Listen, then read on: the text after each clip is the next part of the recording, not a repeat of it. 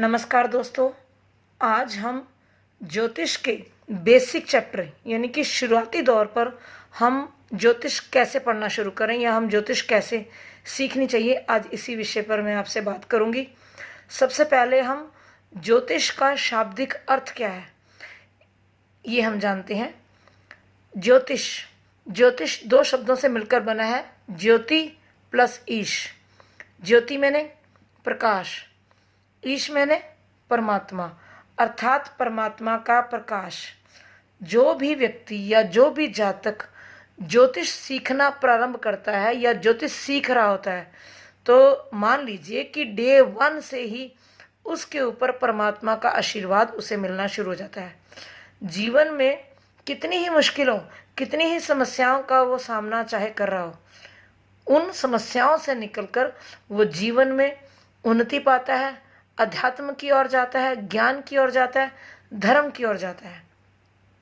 और यदि हम ज्योतिष की परिभाषा की बात करें तो ग्रहों और नक्षत्रों की स्थिति एवं उन्हीं गति द्वारा, यानी ग्रहों और नक्षत्रों की जो गति होती है, ये गतिमान रहते हैं ब्रह्मांड में, तो इनके द्वारा मानव जीवन पर होने वाली घटनाओं, इन ग्रहों के द्वारा ही मानव जीवन की घटनाएं होती हैं।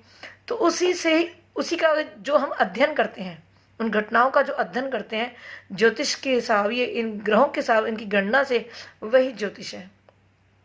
हमें ज्योतिष सीखने के लिए तथा समझने के लिए 12 राशियां तथा 9 ग्रहों को सबसे पहले विस्तार से समझना होता है। मैं आज आपको संक्षेप में समझाने का प्रयत्न करूंगी। विस्तार से समझने के लिए मेरी आप आने वाली वीडियो देख सकते हैं। सबसे पहले हम भावों की बात करते हैं। मैंने यहाँ पे आपको पिक्चर दिखाई दे रही है, उसमें मैंने भाव, ये कुंडली एक ब्लैंक कुंडली है, इसमें कोई भी आप देखिए ग्रह नहीं लिखा हुआ, सिर्फ मैंने यहाँ पर भावों के नाम यानी कि 12 भाव बनाए हैं। देख लीजिए, एक कुंडली है, कुंडली में मैंने 12 भाव बनाए हैं। 12 भाव में जहाँ नंबर 1 लिखा है वो हमारा पहला भाव है। इसी को हम लगन कहते हैं। लगन क्या होता है? जिस समय बालक का जन्म होता है उस समय जिस राशि का उदय हो रहा होता है वही लगन होता है। ये मैं आपको विस्तार से आने वाली वीडियोस में समझाऊंगी, परंतु आज इतना ही समझिए, क्योंकि जो 12 राशियां होती हैं यही 12 लगन होते हैं, और एक दिन में 24 घंटे होते हैं, तो एक लगन 2 घंटे का होने की वजह से 12 × 2 = 24 आवर्स, तो 24 घंटे कंप्लीट हो जाते हैं। इसी तरह से 12 लगन माने गए हैं। आज मैं सिर्फ आपको अभी भाव बता रही हूँ, लगनों के विषय में हम यहाँ पर चर्चा नहीं कर रहे हैं। सबसे पहला भाव लगन होता है। उसके बाद जहाँ मैंने 2 नंबर लिखा है ये सेकंड भाव है, दूसरा भाव है। यहाँ 3 नंबर तीसरा भाव है, यहाँ 4 नंबर चौथा भाव है, यहाँ 5 नंबर 5वां भाव है, ये 6 नंबर 6ठा भाव है, ये 7 नंबर 7वां भाव है, ये 8वां भाव है, ये 9वां भाव है, ये 10वां भाव है, ये 11वां भाव है और ये 12वां भाव है। तो ये कुंडली के 12 भाव विराजमान होते हैं। इनमें जो राशियां लिखी जाती हैं वो राशियां उस भावों की मालिक होती हैं। ये राशियां काल पुरुष की कुंडली में ये राशियां यहीं पर स्थापित होंगी, यानी कि पहला भाव हमेशा मेष राशि का ही रहेगा। परंतु जब लगन आएगा तो लगन वो कोई भी हो सकता है, जैसे 5 नंबर हो सकता है, 6 नंबर हो सकता है, 7 नंबर हो सकता है। 12 राशियों में से वो लगन कोई भी हो सकता है। तो लगन के अनुसार जो राशियां हैं, अर्थात जो भावों के मालिक राशियां होती हैं, वो बदल जाएंगी अकॉर्डिंग टू लगन।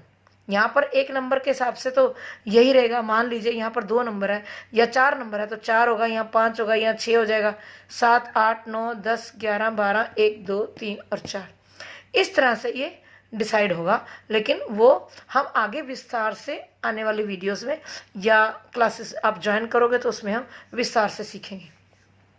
अब बात करते हैं राशियों की। राशियों की 12 राशियाँ हैं। 12 राशियों में हर ग्रह को राशियां मिली हैं, राहु केतु को नहीं मिली हैं। चंद्रमा और सूर्य की केवल एक एक राशि है, बाकी सभी मंगल की, शुक्र की, बुध की, बृहस्पति और शनिदेव की 2-2 राशियां हैं। राहु केतु के क्योंकि छाया ग्रह है, इसलिए राहु केतु किसी भी राशि का स्वामित्व उसके पास नहीं है। मेष मंगल, वृषभ शुक्र अब ये इनके मालिक हैं राशियों के। मिथुन का मालिक बुध है, कर्क का मालिक चंद्र है, सिंह का मालिक सूर्य है, कन्या का मालिक बुध है, तुला का मालिक शुक्र है, वृश्चिक का मालिक मंगल है, धनु का मालिक बृहस्पति है, मकर का मालिक शनि है, कुंभ का मालिक भी शनि है और मीन का मालिक बृहस्पति है। तो इस तरह से आप देख लीजिए, मेष और वृश्चिक में मंगल दो राशियों का मालिक, वृषभ और तुला यानी कि 2 और 7 शुक्रदेव इसके मालिक होगी, 3 और 6 यानी कि मिथुन और कन्या यहाँ पर भी बुध मालिक है, चंद्रमा के पास एक ही राशि है कर्क और सूर्य के पास भी एक ही राशि है सिंह। अब आते हैं धनु और मीन, ये दोनों के मालिक बृहस्पति हो गए, मकर और कुंभ के मालिक शनि हो गए। तो इस तरह से ये राशियों के मालिक हैं, ये लॉर्डशिप है इनके पास। अब जानते हैं भावों के प्रकार, ये भावों की जो कैटेगरीज होती है बांटी गई है तो वो कौन कौन सी है। सबसे पहले हम केंद्र भाव की बात करती हूँ। केंद्र भाव में 1, 4, 7, 10 यानी कि 1, 4, 7 और 10, जहाँ ये नंबर लिखे हुए हैं 1, 4, 7, 10, तो ये चारों भाव हैं, ये केंद्र स्थान माने गए हैं, इन्हें हम विष्णु स्थान कहते हैं। ये शुभ भाव है। अब बात करते हैं त्रिकोण की। त्रिकोण 1, 5 और 9, ऐसे देखिए ये ट्रायंगल बन गया, तो यहाँ पर क्या होगा, ये त्रिकोण भाव बोलते हैं, ये त्रिकोण भाव है, ये भी त्रिकोण भाव है, ये केंद्र और त्रिकोण दोनों भाव है। तो इस तरह से त्रिकोण भाव को हम लक्ष्मी स्थान कहते हैं और ये भी अति शुभ स्थान माने गए हैं।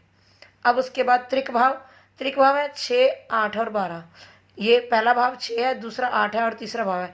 ये भाव अशुभ माने गए हैं क्योंकि ये रोग का है, ये मृत्यु और लॉन्गिविटी का है और ये मोक्ष का है।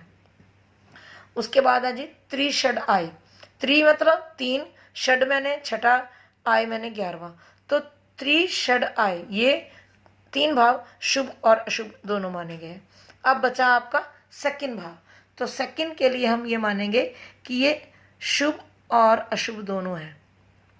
ये शुभ भाव भी है क्योंकि ये धन का भाव है, हमारे कुटुंब का भाव है, परिवार का भाव है, परंतु ये अशुभ भी है क्योंकि इसे मारक भाव भी कहा गया है।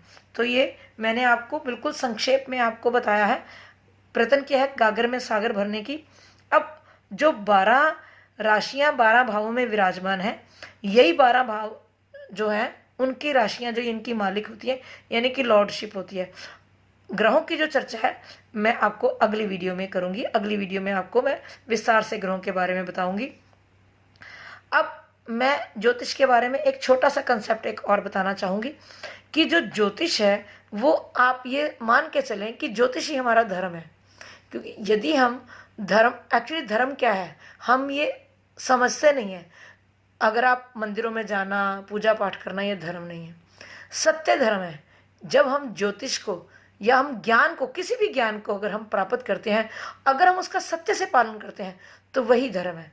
इसी तरह से ज्योतिष का प्रभाव यदि हमारे जीवन पर है तो हम अध्यात्म की ओर जाते हैं, हम धर्म की ओर जाते हैं, क्योंकि ज्योतिष ही धर्म है, ज्योतिष ही अध्यात्म है। एक कारण मैं आपको बता देती हूँ कि जैसे 12 हमारे राशियाँ हैं और 9 हमारे ग्रह हैं। यदि हम 12 और 9 को मल्टीप्लाई करते हैं, देखिए 12 × 9 तो क्या आ जाता है, 108 आ गया। माला के मन के भी 108 होते हैं। उसके अलावा 27 नक्षत्र हैं और प्रत्येक नक्षत्र में एक चरण होता है, तो एक नक्षत्र में 4 चरण होते हैं, तो 27 × 4 यहाँ पर भी 108 हो गया। तो ये देख लीजिए, माला के मन के भी 108 होते हैं, तो ग्रहों और राशियों का अगर मल्टीप्लाई करते हैं तो भी 108 आएगा, और 27 यानी कि नक्षत्र और एक नक्षत्र में 4 चरण, तो इनको भी हम मल्टीप्लाई करते हैं तो 108 आता है। 108 मैंने माला में 108 मन के, तो ये भी धर्म हो गया ना। तो इसीलिए मैं कहती हूँ कि ज्योतिष का जो प्रभाव है वो हमारे जीवन पर, ज्योतिष को पढ़ना प्रारंभ करते ही हमारे जीवन में कूट कूट के भर जाता है। जैसे जो व्यक्ति नॉनवेज खाता है वो नॉनवेज अपने आप ही खाना छोड़ देता है, जो व्यक्ति ड्रिंक करता है वो व्यक्ति ड्रिंक करना छोड़ देता है। तो ये अध्यात्म नहीं है तो और क्या है, ये धर्म नहीं है तो और क्या है।